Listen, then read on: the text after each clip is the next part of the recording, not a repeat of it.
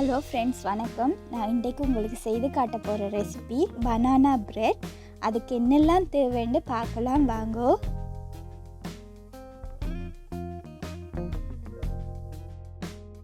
இருநூற்றி 25 கிராம் மைதா மாவு எடுத்திருக்கேன். கோதுமை மாவு கூட யூஸ் பண்ணி கொள்ளலாம்.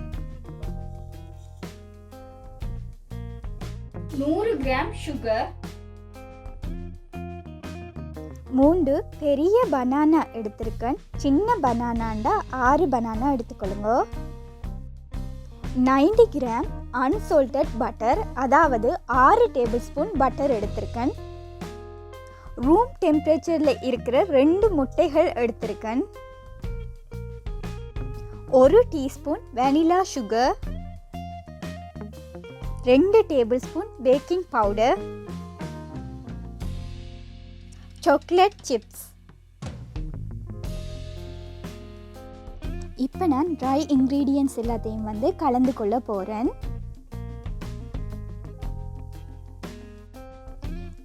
இருநூற்றி 25 கிராம் மைதா மாவை போட்டுக்கொள்கிறேன். அதோட எடுத்து வச்சிருக்க 2 டேபிள் ஸ்பூன் பேக்கிங் பவுடரை போட்டுக்கொள்கிறேன்.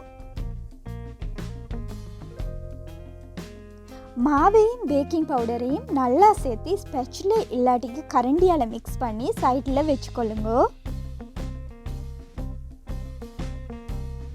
அடுத்ததாக எடுத்து வச்சிருக்க 3 பனானாவையும் ஒரு ஃபோக்கால் நான் ஸ்மாஷ் பண்ணி கொள்கிறேன்.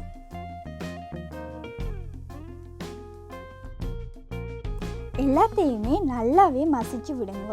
சின்ன சின்ன துண்டுகள் இருந்தால் பரவாயில்லை, ஆனால் ஆக பெரிய துண்டுகள் எல்லாத்தையுமே நல்லாவே ஸ்மாஷ் பண்ணி கொள்ளுங்க.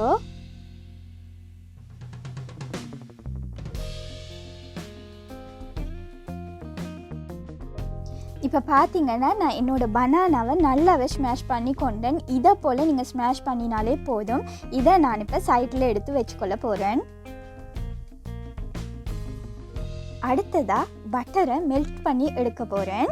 நான் அதுக்காக மைக்ரோவேவில் 60 செகண்டுக்கு வச்சு எடுக்க போகிறேன். மைக்ரோவேவ் இல்லாதவங்க சாதாரணமாக சட்டியில் வச்சு உருக்கி எடுத்துக்கொள்ளுங்க.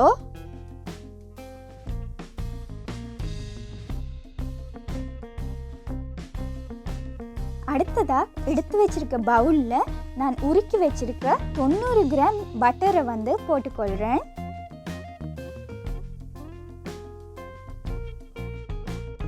நூறு கிராம் சுகரை சேர்த்துக்கொள்கிறேன். ரெண்டையும் சேர்த்து விஸ்கால நல்லாவே மிக்ஸ் பண்ணி விட்டுக்கொள்ளுங்க. இதில் சேர்த்துருக்க சுகர் நல்லா கரைஞ்சாலே போதும். இந்த அளவுக்கு மிக்ஸ் ஆனாலே போதும். நீங்கள் பார்த்தீங்கன்னாலே தெரியும் இதில் போட்ட சுகர் நல்லாவே மெல்ட் ஆகிட்டு. இந்த அளவுக்கு மிக்ஸ் ஆனதுக்கு அப்புறமா நான் எடுத்து வச்சுருக்க 2 முட்டைகளையும் உடைச்சி ஊற்றிக்கொள்ள போகிறேன். உங்களுக்கு இப்படி முட்டை போட்டால் கோது விழுமெண்டு பயம் இருந்தால் நீங்கள் வேறையாக உடைச்சி வச்சுட்டு போட்டுக்கொள்ளலாம். அடுத்ததாக எடுத்து வச்சுருக்க வெனிலா சுகரை இதோட ஆட் பண்ணி கொள்கிறேன். வெனிலா லிக்யூடாக சேர்க்குறேன்னா 2 டேபிள் ஸ்பூன் போல் போட்டுக்கொள்ளுங்க.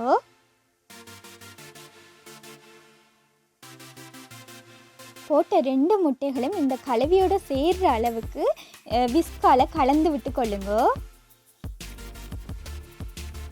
இப்போ பார்த்தீங்கன்னா என்னோடய பட்டர், எக், சுகர் எல்லாமே நல்லாவே மிக்ஸ் ஆகிட்டு இந்த அளவுக்கு கலப்பட்டாலே காணும்.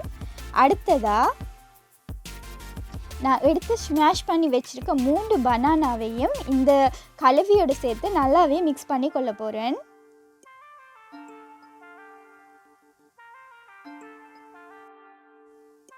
என்னோட ஸ்பெச்சுலரால் நல்லாவே கலந்து விட்டு கொள்ள போகிறேன். அந்த கலவையோட இந்த பனானா சேர்ந்தாலே போதும்.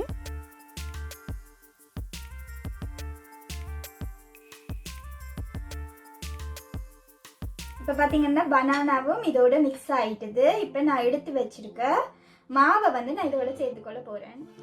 பேக்கிங் பவுடர் கலந்து வச்சுருக்க இந்த மைதா மாவை நான் இதோட சேர்த்துக்கொள்கிறேன்.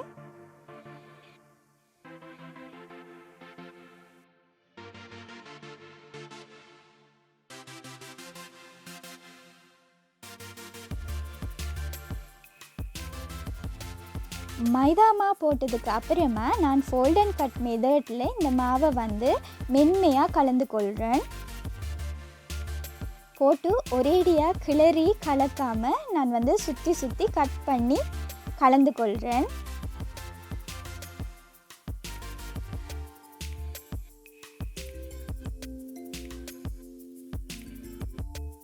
நீங்கள் இப்படி சுற்றி சுற்றி கலந்து கொள்ளும்போது கீழ்ப்பகுதியில் இருக்கிற மாவு வந்து சில நேரம் கலப்படாது. அதனால் நீங்கள் வந்து கீழ்ப்பகுதியில் இருக்கிற மாவையும் மேலே எடுத்து போட்டு கலந்து கொள்ளுங்கோ.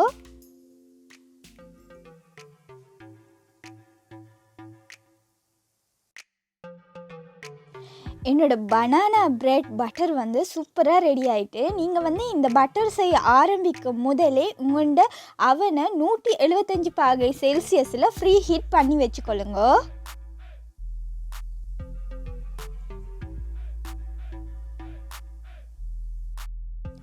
பனானா பிரெட் பட்டரை அடுத்ததாக பிரெட் ட்ரேயில் போட்டுக்கொள்ளலாம். என்னோடய பிரெட் ட்ரேயில் பட்டர் பூசி வச்சுருக்கேன். இதுக்கு மேலே பார்ச்மெண்ட் பேப்பர் போட்டு நான் கலந்து வச்சுருக்க பனானா பிரெட் பட்டரை போட்டுக்கொள்ள போகிறேன்.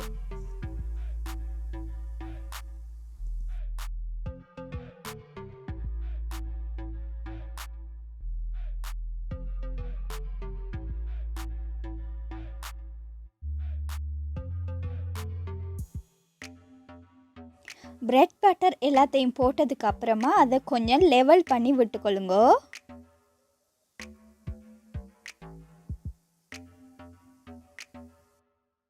செட் பண்ணி வச்சுருக்க பிரெட் பட்டருக்கு மேலே நான் சாக்லேட் சிப்ஸ் வந்து போட்டுக்கொள்ள போகிறேன். இது வந்து உங்களுக்கு விருப்பம் இருந்தால் நீங்கள் போட்டுக்கொள்ளலாம், இல்லைன்னா இந்த ஸ்டெப்பை ஸ்கிப் பண்ணி கொள்ளலாம். இந்த பட்டர்லேயும் சேர்த்து நீங்கள் கலந்து கூட போட்டுக்கொள்ளலாம். வால்நட்ஸ் இருந்தால் அது கூட நீங்கள் போட்டு செட் பண்ணி கொள்ளலாம். இப்போ பார்த்திங்கன்னா என்னோட பனானா பிரெட் வந்து சூப்பராக அவனுக்கு போகிறதுக்கு ரெடி ஆகிட்டுது. 170 டிகிரி செல்சியஸில் ஃப்ரீ ஹீட் பண்ணி வச்சுருக்க அவனில் நான் ஒரு 45 மினிட்ஸ் பேக் பண்ணி எடுக்க போகிறேன்.